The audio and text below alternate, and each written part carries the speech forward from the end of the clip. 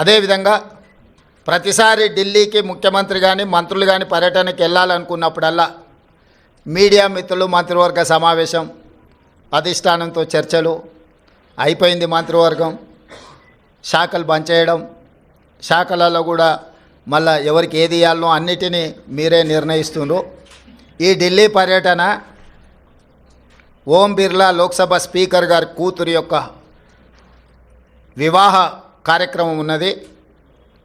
గతంలో నేను, ఉత్తమ్ కుమార్ రెడ్డి గారు, కోమటిరెడ్డి వెంకటరెడ్డి గారు పార్లమెంట్లో సభ్యులుగా మేము ఉన్నాం. వారితో మాకు వ్యక్తిగతంగా పరిచయం ఉన్నది. వారు ప్రత్యేకంగా ఆహ్వానించారు కాబట్టి ఓం బిర్లా కూతురు వివాహానికి హాజరు కావాలి అని చెప్పి నేను, ఉత్తమ్ కుమార్ రెడ్డి గారు ఢిల్లీకి వెళ్తున్నాము.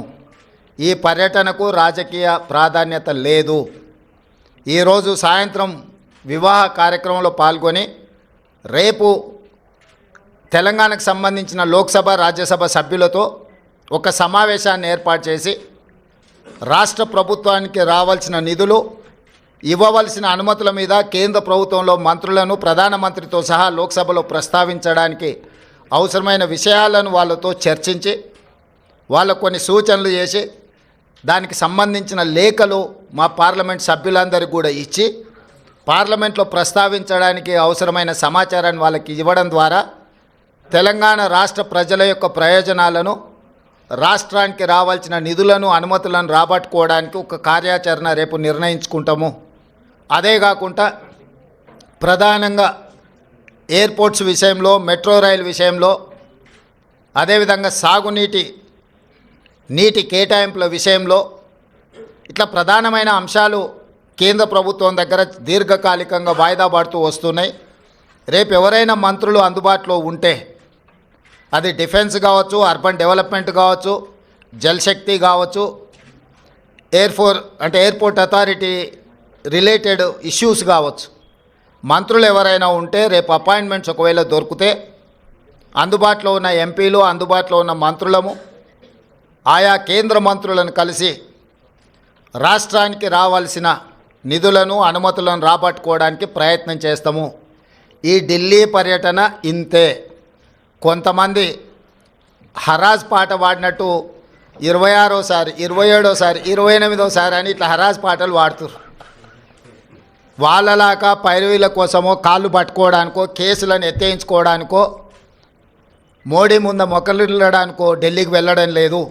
కేంద్ర ప్రభుత్వాన్ని అవసరమైతే నిలదీసైనా రాష్ట్ర ప్రభుత్వానికి రావాల్సిన నిధులు, అనుమతులను తెచ్చుకోవడానికే మేము ఢిల్లీ పర్యటన చేస్తున్నాము.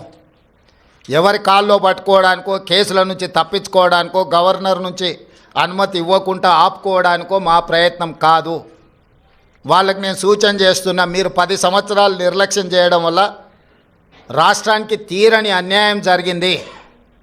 కేంద్ర ప్రభుత్వాన్ని ప్రశ్నించాల్సిన మీరు కేంద్ర ప్రభుత్వంతో అంటగాగి మనకు బయ్యారం ఉక్కు కర్మాగారం కావచ్చు, కాజీపేట రైల్వే కోచ్ ఫ్యాక్టరీ కావచ్చు, IIITలు కావచ్చు, లేకపోతే గిరిజన యూనివర్సిటీ కూడా 10 సంవత్సరాలు ఆలస్యం కావచ్చు, ఎన్టీపీసీ ద్వారా ప్రారంభించాల్సిన 4000 మెగావాట్ల విద్యుత్ అంశం కావచ్చు, బ్యాక్వర్డ్ డిస్ట్రిక్ట్స్ డెవలప్మెంట్ ఫండ్స్ కావచ్చు, BRGF, ఇట్లాంటివి కూడా చాలా విషయాలలో తెలంగాణ రాష్ట్రానికి 10 సంవత్సరాలలో వేల కోట్ల నష్టం జరిగింది.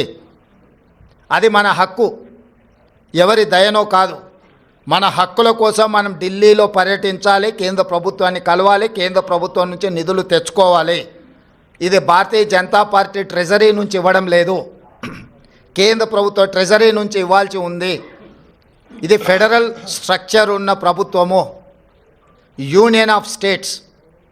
వివిధ రాష్ట్రాలతో కూడుకున్న కేంద్ర ప్రభుత్వం వివిధ రాష్ట్రాలకు ఇవ్వాల్సిన నిధులను ఖచ్చితంగా ఇవ్వాల్సిందే.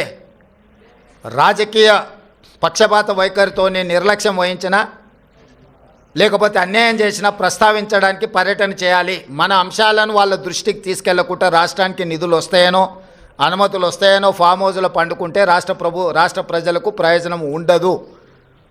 అందుకే ఎన్నిసార్లైనా వెళ్తాము ఢిల్లీకి.